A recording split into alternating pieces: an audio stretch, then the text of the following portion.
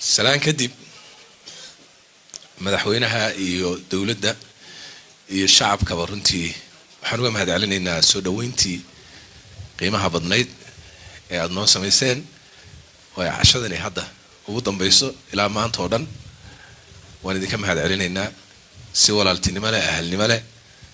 oo gobonnimo leh ayaad noo soo dhaweyseen aad iyo aad baad ugu mahadsantihiin runtii dad karaamo leh aad tihiin waadna karaamayseen allah idin karaameeyo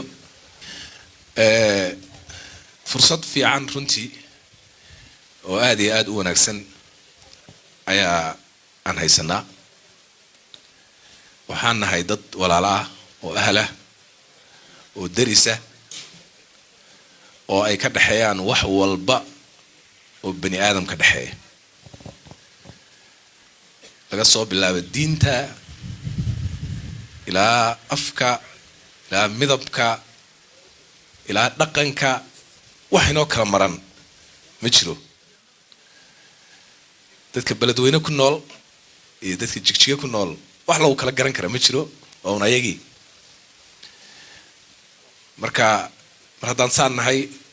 danaheen oo dhan baa isdhex galay danteena isku dhex jirta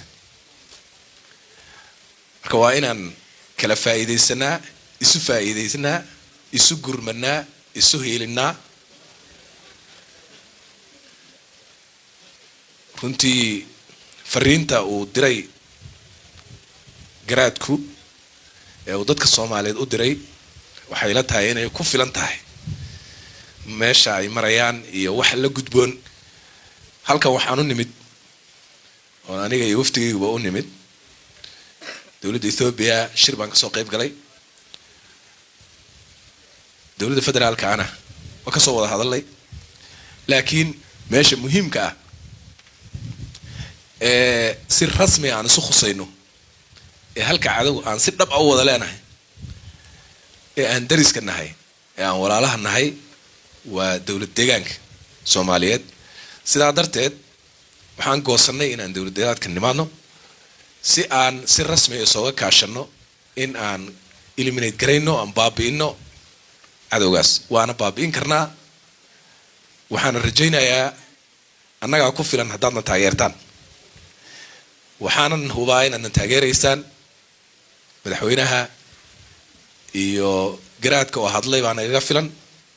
kol haddaadna taageertaan wixii tabartiina ugu taageertaan waxaan idin xaqiijinayaa in dadka Soomaaliyeed ee Jamhuuriyadda Soomaaliyeed degan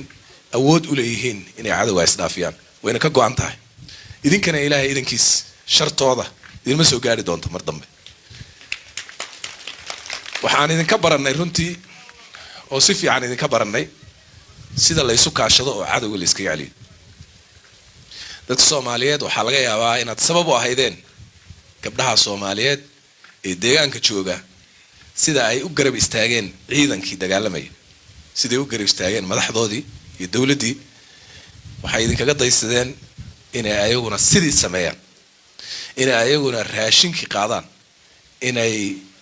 burkii dubaan inay saxaydii diyaariyaan inay diyaarada kaga soo qaadaan magaalada Muqdisho oo ay beledweyne keenaan ayay bilaabeen iyo booliburda runtii marka taasa waxay keentay marka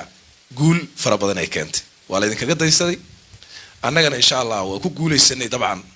haddana waan ku sii guuleysan doonaa madaxweyne waad mahadsan tahay Ilaahay idinkiis waan ballaarinaynaa iskaashigeena midka amni midka ganacsi midka bulsho intaba hadii Ilaahay yiraahdo